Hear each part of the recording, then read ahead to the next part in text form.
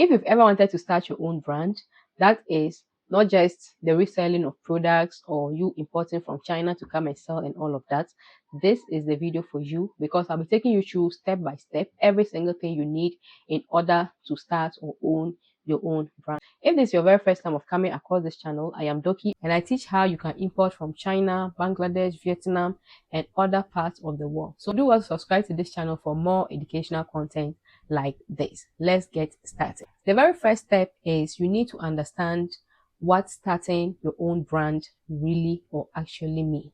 Starting your own brand means you own the product, you are going to own the logo, you are going to own the branding, you are going to control the packaging, the pricing, every single thing. Because yes, of course, once you brand your own product, you have the power to price your item the way you want, right? But let me tell you, if you start your branding on that note, the possibility that you might get it wrong is very, very high. Why don't you take it this way? Branding is about solving a problem for a specific group of people. Then you put the solution on it as a brand. Take it in the simplest and easiest way. Once you take it this way, it is going to help you understand that branding is not just about getting the most beautiful logo to put on or the most beautiful name to put on a product, but that product should actually be solving a real life issue or a real life problem of some specific group of people that you are going to put that logo on it as a solution. Now, it can be clothing. Yes, you don't need to learn how to sew before you can put your brand on a particular clothing. In fact, most of the clothing brands that you see, they have no idea about sewing. They have no idea about designing, but they own clothing brands. It can be skincare. They have no idea about skincare, but they are owning big brands around skincare. They have no idea about bags, how they manufacture bags, but they are owning bag brands. I hope you understand. Blenders and all of that, right? So it means that any product at all, you can be able to put your brand on it. And leads us to step number 2. This next step is going to be choosing the right product. If you don't get the product right, whatever thing you are going to be doing is just like you are just going to be investing your money into something that you are not really sure if that thing is going to convert for you to get your money back, not to talk of even getting profit from it. So choosing the right product is very, very important. If you are just starting, I would advise you to get a simple product, get a lightweight product, get a product that is already in demand, and get a product that you can easily brand it. Once you get this right, especially if you are a beginner, it makes your pricing good. So it means that you can finally be able to price it at a very good price, and people will not see your brand as is very, very expensive that they cannot afford, because you are just beginning, right? If you also get lightweight products, you can be able to enjoy very good or smooth shipping experience. So let me just say a product like this particular remote that I'm holding, okay, you can see that it's very lightweight, it's also very small, and probably if they are going to put a brand on this particular item, the only place they will put it on is probably over here, right? But just imagine going in for something like freezers. Branding a 200-liter freezer is different from branding this, right? That's just what I mean over here. That is very, very, expensive to brand. And this is also very, very easy and less expensive to brand. So if you're just starting, get products that are like this, like very, very simple products that are this, but they are also useful and solves a life problem. So this leads us to step number 3. The next step is do a market research on the product that you finally decide on. So let's say I finally decided on this particular product, okay? And let me say this product over here, as simple and as slim as it is a power bank. And this particular one can actually charge for, like, let's say 2 days, or you can charge your phone for about 5 times or 10 times. Look at how effective this product is going to be. It's also very simple, lightweight, easy. Like, I'm talking of products like this. So a product like this, if I'm going to research on a product like this, I'll have to go onto maybe TikTok, Instagram, Facebook, marketplaces like Jumia, those kinds of places. You are going to search for similar item like this, like power banks. You are going to see the price range of power banks in general. What are the things that those power banks can do that this particular one that you decided to go in for cannot do? What can your own do that those ones cannot do? Is those kinds of research. So you're just going to broaden your mind. You're going to try to understand the product that you are going to put your brand on. You can't sell something that you don't really understand. Imagine this thing I'm holding, as I said, is a power bank. I can be able to market this like anyhow at all I want. Just look at how simple and easy this particular thing is. And you tell me that this is a power bank. I can easily, even slide it into my purse without having any issues. And it's also lightweight. Power banks are usually heavy and all of that, right? So it means that every single thing that you need to know about the category of product. So let's say if it's skincare, what is that your skincare brand going to solve? Is it pimples? What are the pimple products that are already in the market?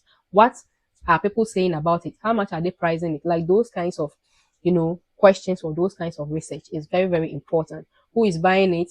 What are the age groups that are buying it? Why are they buying it? What are their complaints? What are their frustrations about the product and all of that? There's nothing new under the sun. When we talk about branding, it doesn't just mean that, you're going to get a totally new thing. Once you get a power bank, but your own should, be solving a particular problem. For example, as I said, power banks are usually heavy and a bit bulky. If I get a power bank as slim as this, or even I can divide this into two and it's still a power bank, it's going to solve a lot of issue about people who have issues with holding a lot of heavy goods around, right? So that's just what I meant about the market research. So in your research, do not fall in love with a product because you feel like, oh, this product is beautiful or it's nice or whatever, without knowing, are people really interested in that product?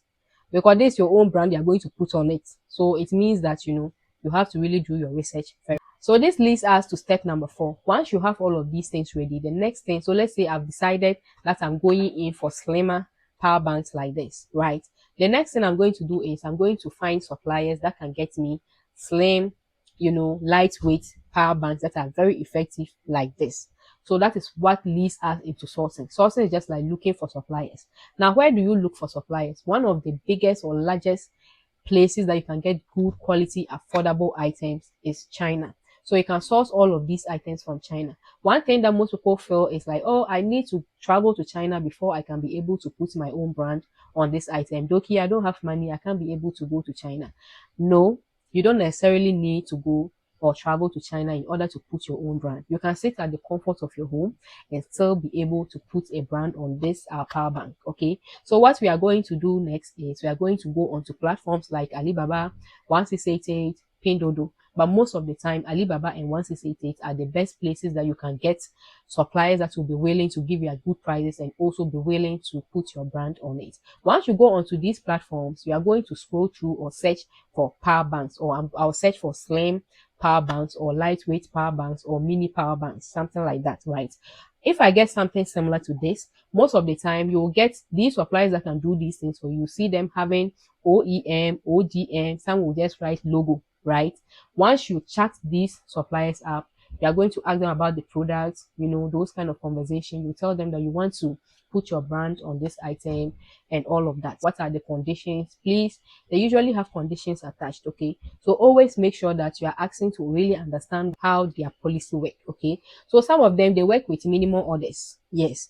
The fact that you see OEM doesn't mean that you can just go and put your brand on 5 items. No, it doesn't work like that. Most of them work with minimum order. So it means that if you want to put your brand on a particular item, you have to buy a certain minimum order. But there are some of them that can give you as low as 50. Yes, if you do your sourcing well, you can get suppliers that can give you as low as 50 for you to start up. Okay. I'm not saying 50 for all suppliers, but it ranges from 50, 100, 1,000. There are even some that will be willing to give you, to brand it for you as high as 10,000. All depends on the supplier you are dealing with and the product you are dealing with. Okay. So let's say I've finally spoken about this power bank. We have understood ourselves and all of that. The next thing I would do is I would like to get a sample. Okay. So this sample, most of the times you can do your own logo from your site. So I can actually sit down or get a graphic designer around me to design my logo. I'll send it to the supplier, or sometimes we'll charge you extra to produce or make a logo for you. So all of those conversations will be between you and the supplier.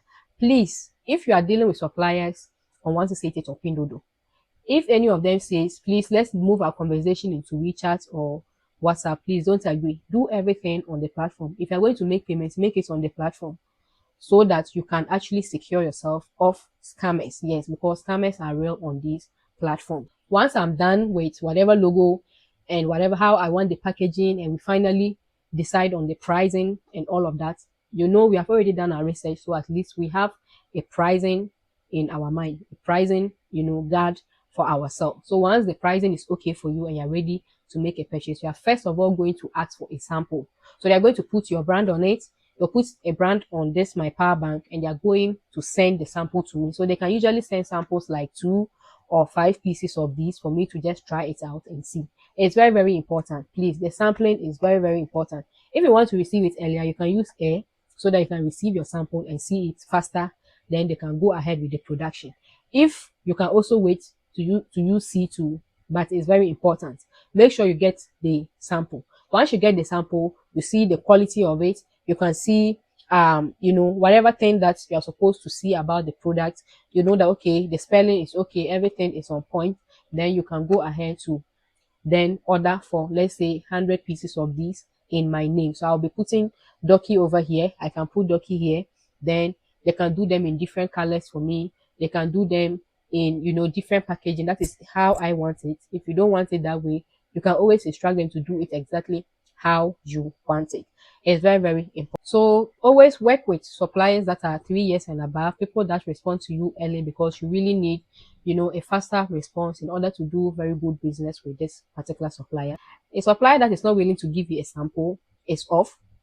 Don't entertain them. Just move to the next supplier. You are going to get so many suppliers for whatever item at all you want to get into. You always get suppliers for them. So if a supplier is not responsive, they are not willing to give you a sample, please just move to the next one. Once all of this is done, it takes us to the next step, which is shipping. So let's say you have received a power bank, everything is on point, and I want to place an order. But note, whatever cost that it took for you to receive this, at least the shipping fee might have now been added, so you know how much the price is. You still have the time to compare it with whatever pricing there is in wherever you're going to be selling it, so that you see if you have a good deal or not.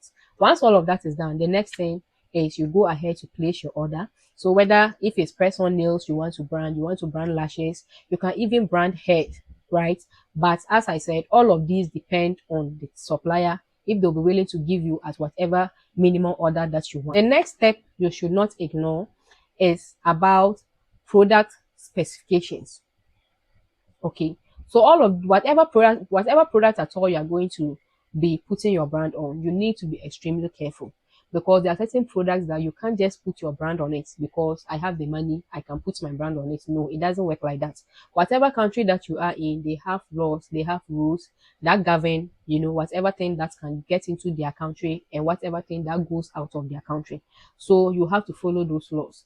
Now, such items, for example, is diapers. If you want to go into diapers, you can't just call the chat with the supplier and tell them that put my brand on it. It doesn't work like that. You first of all have to visit the FDA, then they take samples, they do testing and all of that. So any product that has a direct contact on the skin, babies, pets, those kinds of things, or something that you put into like your system, something that you can put like supplements and those things, it has to pass through the FDA before you can be able to put your brand on it. But regular products like a power bank, a blender, a sharpener, a knife sharpener, like those kinds of products, clothing, kids bags, ladies bags, kids clothing line, like those kinds of things, you don't really need an FDA approval.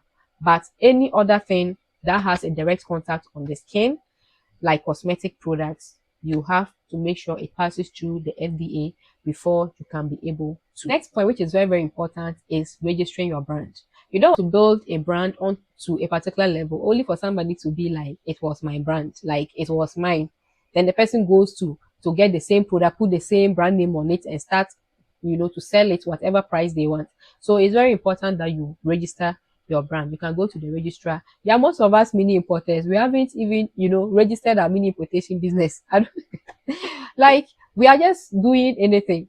Please, if you haven't registered your mini importation business, go to the registrar, wherever country you are. Just find the procedure to registering a business. Go and register it, right?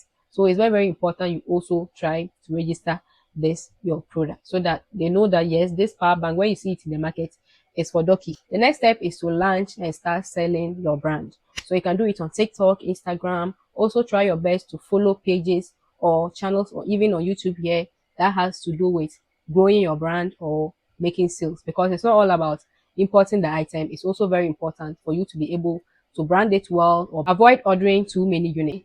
So let's say I'm going to order this item, I'll just order like 50 or their least minimum order, so that I see how the selling is going to go before I go ahead to now start scaling up bit by bit. Most people feel like getting samples is going to take a long time, it's going to delay me. It's important you get the sample. You have seen it, you have felt it, you know how it feels like, you have seen the spelling is good, you have seen the quality, eye for eye. Not copy competitors blindly. If somebody is selling theirs for $5, doesn't mean sell your own for $2.